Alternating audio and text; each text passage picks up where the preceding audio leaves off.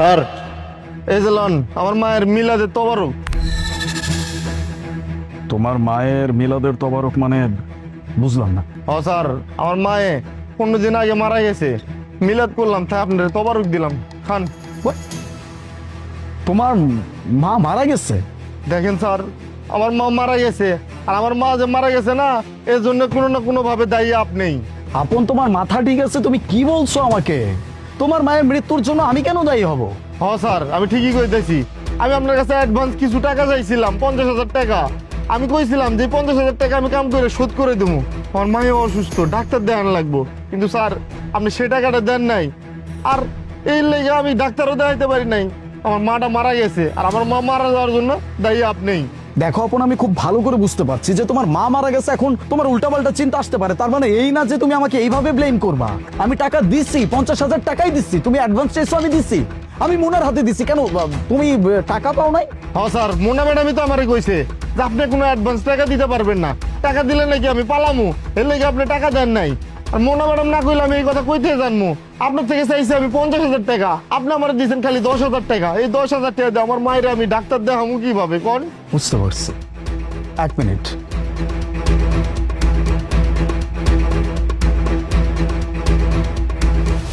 Hello, হ্যাঁ miss Mona, আপনি একটু কাইন্ডলি গেটের বাইরে আসবেন। ওকে। স্যার আপনি আমাকে ডেকেছেন? আপনি এখনো বুঝতে পারছেন না যে কি হয়েছে? আমি আপনাকে ওর হাতে 50,000 টাকা অ্যাডভান্স দিয়ে দেওয়ার জন্য টাকা দিছিলাম কি না? জি স্যার, আপনি আমাকে 50,000 টাকা দিয়েছিলেন, আর আমি তো ওকে টাকা দিয়ে দিয়েছি অ্যাডভান্স। আচ্ছা, আপনি টাকা দিয়ে দিচ্ছেন, তাহলে ও আমাকে কেন বলছে যে আমি টাকাটা দেই নাই, যার কারণে ও নিজের মায়ের চিকিৎসা করাইতে পারে নাই? ওর মা এখন আর এই দুনিয়াতে নাই। স্যার ও সম্পূর্ণ মিথ্যে কথা বলছে স্যার। আমি নিজের হাতে ওকে অ্যাডভান্স 50,000 টাকা দিয়েছি স্যার। ও এখন মিথ্যে কথা বলতে যাতে করে আপনার কাছ থেকে আরো টাকা নিতে পারে। স্যার আপনি আমার কথা বিলিভ না করে আপনি সামান্য একজন দারোয়ানের কথা বিলিভ করতেছেন।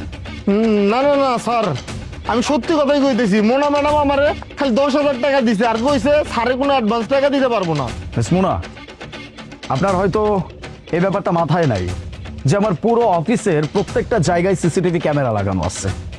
আপনি যে ওকে টাকা দিচ্ছেন কি দেন নাই এটা কিন্তু বের করা আমার কাছে একটা তুরির ব্যাপার। সো ভালো এটা হবে যে সত্যিটা আপনি নিজের মুখে বলেন। সে মানে স্যার স্যার অ্যাকচুয়ালি হয়েছে কি, আসলে আমি একটু টাকার লোভে পড়ে গেছিলাম। মানে এতগুলো টাকা যখন আপনি আমাকে দিয়েছিলেন, আমার কাছে মনে হচ্ছে টাকাগুলো যদি আমি মেরে দিতে পারি তাহলে আমার জন্য ভালো হবে। আর ও তো দারোয়ান, ও কি বা করতে পারবে স্যার। এর জন্য আমি ওকে টাকাটা দিইনি স্যার, টাকাটা আমি রেখে দিচ্ছি আর আমি খরচ করে ফেলছি স্যার। স্যার স্যার আমি সরি বলতেছি স্যার, প্লিজ স্যার আমার এই ভুলের জন্য আপনি আমাকে জব থেকে বের করবেন না স্যার।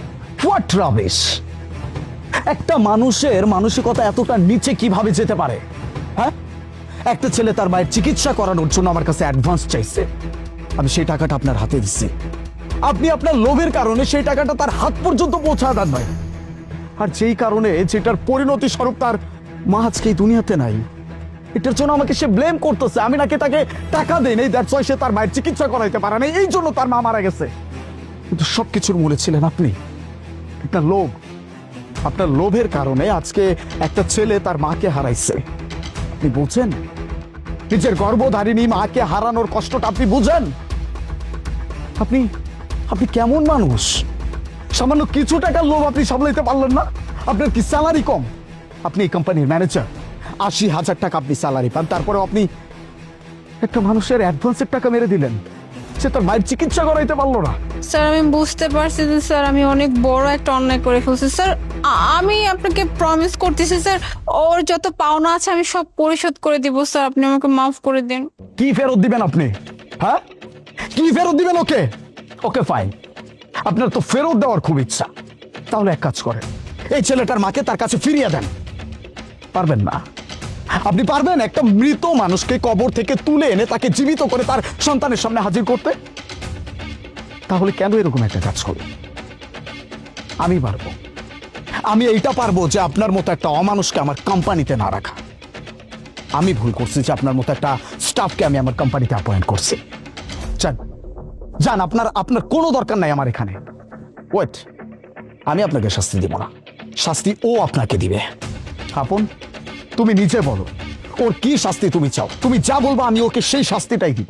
না স্যার, আমি চাই আপনি ওনারে মাফ করে দেন। আর আপনি যে মাফ করবেন না, এই ম্যাডামের জন্য এটাই ওনার বড় শাস্তি। আর ওনারে শাস্তি দিলে তো আমার মা আর ফেরত আইবো না। দেখছেন, দেখেন আর শেখেন মানুষ কাকে বলে। এখনো প্রকৃত মানুষ হইতে পারেন নাই। লাস্ট ওয়ার্নিং, শুধুমাত্র ওর কারণে। আপন, আই এম অলসো সরি। কোথাও না কোথাও তুমি ঠিকই বলছো যে দোষটা আমারও। ব্যাপারটা আমার নিজের দেখা দরকার ছিল। আমি সরি বলে তোমার মাকে তোমার কাছে ফেরত এনে দিতে পারবো না, তবে তোমাকে আমি এতটুকু প্রমিস করতে পারি, আজকের পর থেকে আমার যে কোনো স্টাফের যে কোনো রকমের প্রবলেম আমি নিজে দাঁড়িয়ে থেকে সলভ করব। আমাকে প্লিজ মাফ করে দাও। ঠিক আছে স্যার।